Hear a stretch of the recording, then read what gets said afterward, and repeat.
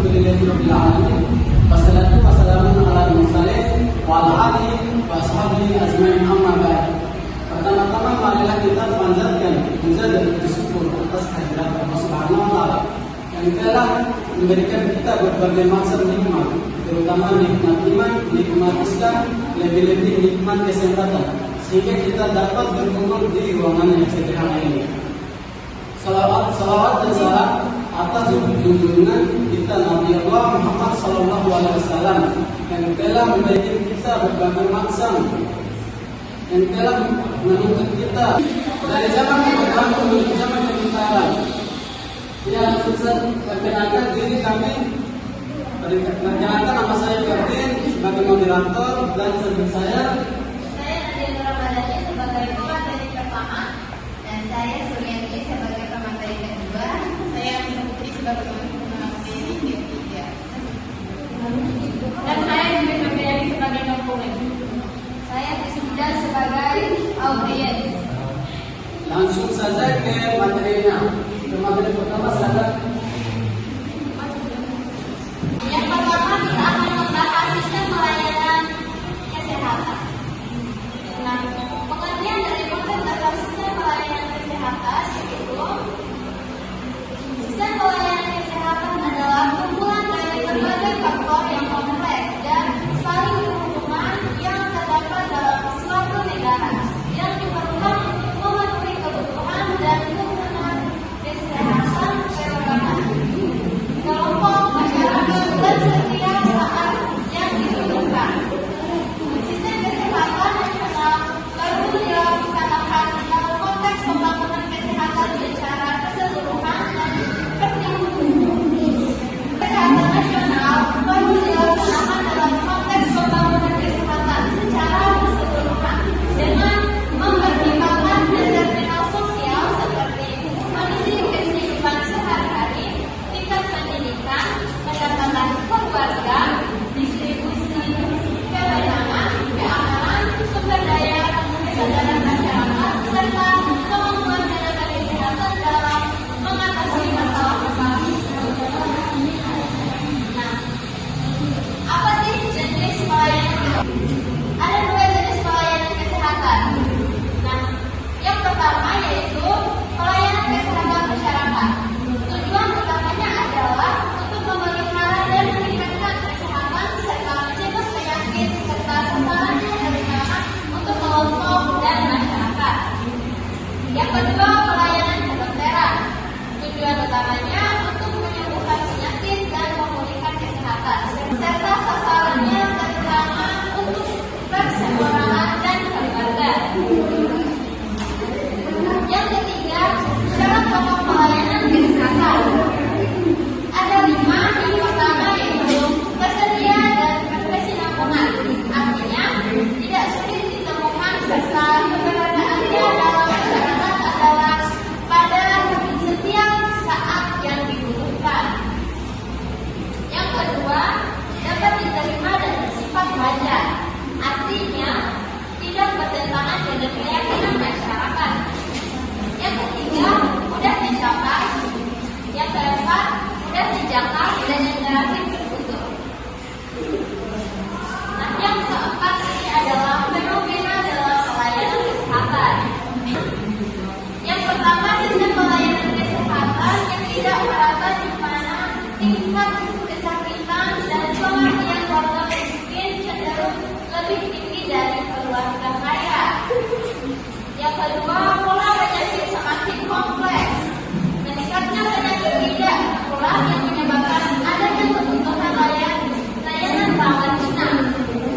Kinerja pelayanan kesehatan sektor publik cenderung menurun disebabkan adanya dominasi pelayanan swasta.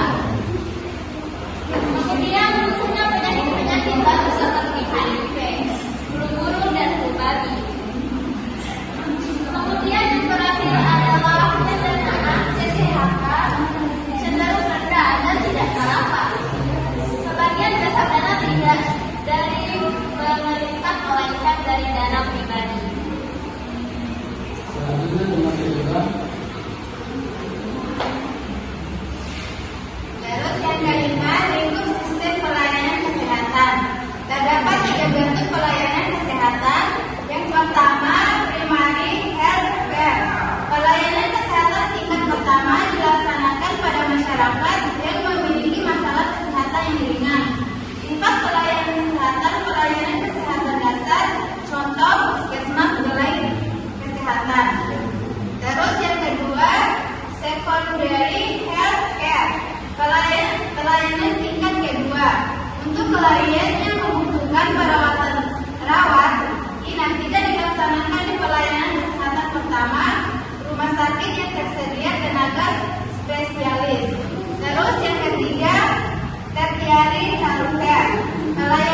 kesehatan tingkat ketiga, tingkat pelayanan tertinggi membutuhkan tenaga ahli atau subspesialis.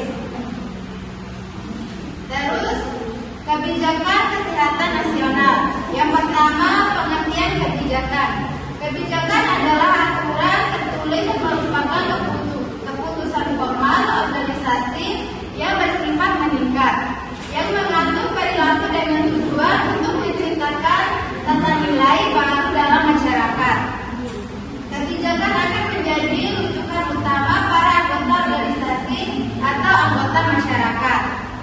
Dalam perilaku kebijakan pada umumnya bersifat problem solving dan proaktif. Contohnya, yang pertama undang-undang, yang kedua peraturan pemerintah, yang ketiga Kepres, dan yang terakhir Kepmen. Terus pelaksanaan otonomi daerah pada sektor pelayanan kesehatan. Otonomi daerah adalah kewenangan daerah otonom untuk mengatur dan mengurus kepentingan masyarakat. Setempat menurut prakarsa sendiri berdasarkan aspirasi masyarakat sesuai dengan peraturan perundang-undangan atau berwenang pada suatu wilayah yang mengatur atau mengelola untuk kepentingan wilayah atau daerah itu sendiri, mulai dari ekonomi, politik, dan pengaturan pembangunan keuangan termasuk pengaturan sosial.